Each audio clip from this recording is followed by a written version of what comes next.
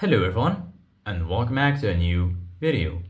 In this video, I'm gonna show you guys how you can fix PlayStation 5 network sign-in failed. So if you guys want to learn how to do it, just follow the steps that I'm gonna show you.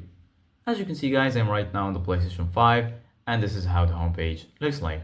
So right here, as you can see guys, you're gonna find your games and applications. If you go here to the game library, you're gonna find all of the installed games on this device.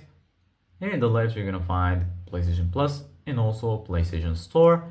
And right here in the top, you're gonna find all of the sections. Here you're gonna find games, media, search. Here you're gonna find settings. And lastly, right here, you're gonna find your profile icon.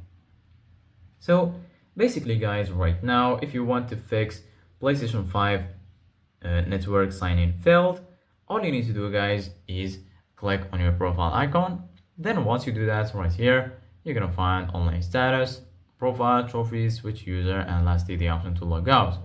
First of all, make sure you're connected to the internet, and then go ahead and click on switch user, click on add user, and then once you do that right here, you're gonna find these three options.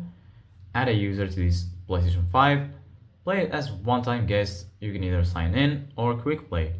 Go ahead and click on get started, and then once you do that, right here, as you can see guys, you need to make sure you check the agree box and then click on confirm.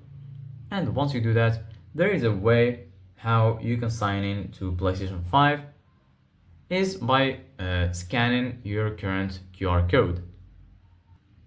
So just go ahead and scan this QR code with your PlayStation app on your mobile or enter the code below, and then you're going to be able to sign in to your account on your PlayStation 5. Thank you guys for watching. See you guys in the next video.